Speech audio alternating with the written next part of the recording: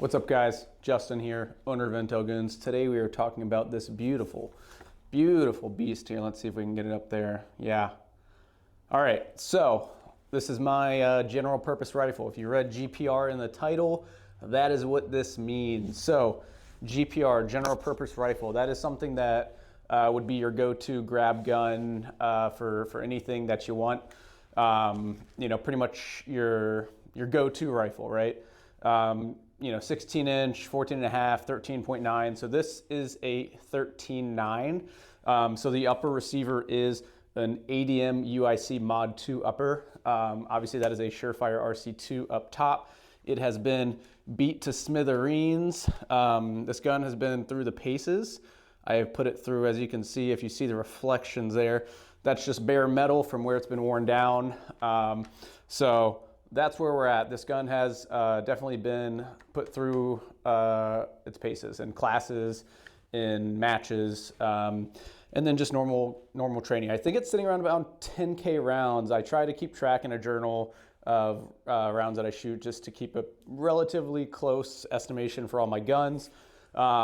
But I am trying to keep this little breakdown under about 5 minutes, so let me go ahead and get to it. So, like I said, ADM UIC Mod 2 upper, 13.5 or 13.9, sorry. The only thing that I swapped there is I put a Geissele RE BCG in there, so it's a reliability enhanced BCG from Geissele. It is dirty, wow. Rub that on my Cry Field shirt, that's fine. Got a Geissele charging handle as well. I believe it's the ACH. I put an LMT Mars lower on it. I bought it stripped and I put some internals on it. Nothing too crazy. It's just Magpul accessories and whatnot, because if it works, right? It's cheap, it's effective, and it works. So it's already obviously ambi everything because it is an LMT lower. So that's how that works. The optic is by far the most expensive part here. So that is a Nightforce Attacker ATACR. It's new, which is why it's not beat up yet. It will probably get beat up this weekend when I go shooting. It's a 1-8, and up top there is an Aimpoint T2. It's all on a Reptilia AUS mount, and then the Reptilia ROF, I think it's called. So it's a 12 o'clock dot. I use that for night vision. So with LPVOs, especially, it's pretty difficult to get behind it if you got tubes on. Like if I'm sitting here and shooting comfortably and I got tubes on, I'm hitting this, right? I'm not gonna be able to do that. So instead, I'm just putting my head up and I'm looking through my top dot, right? So that's why I put that up there. The T2 is great for that. It's gonna last forever. It's bomb proof. You know, it's really expensive, but it's bomb proof. It's gonna be on there forever. So let's see what else. What have I not talked about? So the laser and light setup. Let me turn it this way so you can see. So it's a Steiner CQB-L1. They're discontinued to civilian market as of pretty recently. I should have gotten another one because I really do like this laser unit. Not super powerful, not super crazy, but the small footprint is nice and integrates well with my setup and the way I run everything. So I'm a big fan of it. I got this one for 500 bucks, which was a steal. They're usually about 1,000, so really happy with that.